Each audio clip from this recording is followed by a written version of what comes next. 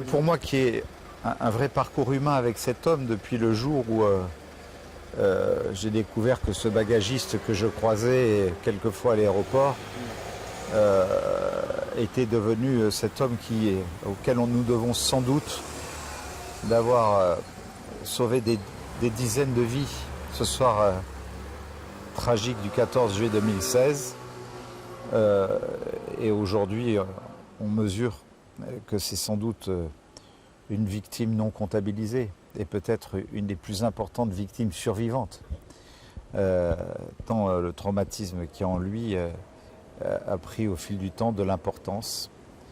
On a été nombreux souvent parmi ses intimes, et je me considère presque comme un intime, pour avoir tout le temps pris de ses nouvelles, l'avoir appelé à mes côtés dans nos services, à la maison des victimes, pour qu'il soit au cœur de ce qu'il aime donner aux autres, car c'est un homme qui a un don de soi, avoir choisi de sacrifier sa vie, de donner sa vie pour essayer de sauver celle des autres, ça n'a pas de qualificatif, ça n'a pas de prix. Voilà, Franck, c'est tout ça. Et aujourd'hui, je dois dire que je suis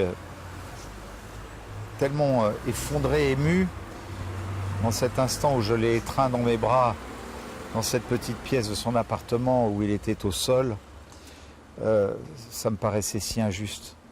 Et j'ai compris à quel point on peut toujours se demander si on a essayé d'être attentif comme il le fallait, d'écouter comme il le fallait, de prendre en compte le mal comme il le fallait. On sait qu'avec le terrorisme, on est dans un domaine où les maux les plus profonds ressortent quelquefois quelques années, voire même pour des enfants, des décennies plus tard. Et que, voilà, chez Franck, c'est monté, et sans doute, là, on est à son paroxysme.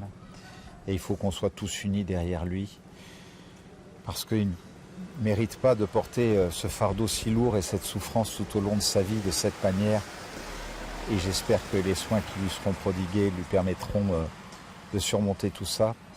En tout cas, je serai de ceux qui feront tout pour l'accompagner. Vous disiez qu'il avait cette culpabilité en lui, très paradoxale depuis le début, mais on savait qu'il allait particulièrement mal ces derniers temps. Il avait déjà tenté de mettre Le paradoxe, c'est que chacun l'a regardé comme un héros, et c'est un héros extraordinaire. Et forcément comme un colosse, comme quelqu'un d'inébranlable. En réalité, derrière tout ça, il y a une immense fragilité,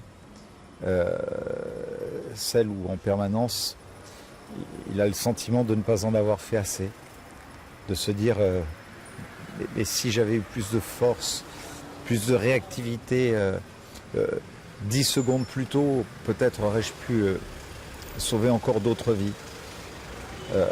Alors qu'il mérite vraiment qu'on lui ait une reconnaissance éternelle. Voilà, Chacun lui manifeste son soutien désormais. Les circonstances de la vie sont extrêmement cruelles.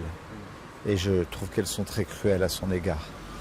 Parce que se retrouver dans cette situation, voir ces policiers du RAID, cette police nationale comme municipale, ces pompiers qui ont mobilisé beaucoup de moyens pour là où on a craint pour ses jours, sa vie.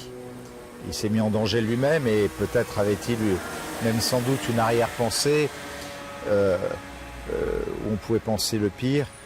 Donc ils ont fait un travail fabuleux pour le maîtriser, chacun à notre manière, moi-même, sa famille, le préfet, avons mis tout ce que nous avions dans notre âme, notre cœur, pour lui apporter les mots et essayer de l'apaiser. Mais tout ça est très injuste. Tout ça est très injuste. Malheureusement, c'est là qu'on voit que la médecine est encore bien faible face à ce genre de souffrance. Aujourd'hui, c'est cette mobilisation des uns et des autres pour essayer de le raisonner, puis l'action du RAID qui permet de lui sauver la vie.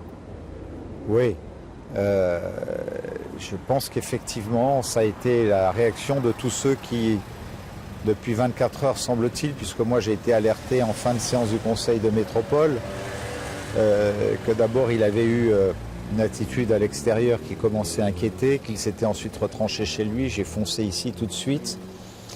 Et la mobilisation de chacun a sans doute fait qu'aujourd'hui, on puisse le prendre en main, le prendre en charge. Mais il ne va pas falloir le lâcher. En tout cas, voilà, je suis son ami, je le revendique.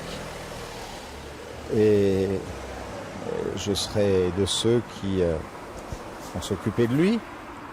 On va s'occuper de sa famille, cette épouse où il y a beaucoup d'amour entre eux et qui est très éprouvée. Ses 2 fils qui ont été admirables de dignité. Et on va faire en sorte de les suivre, de les accompagner aussi dans cette épreuve. C'est toute une famille qui est concernée.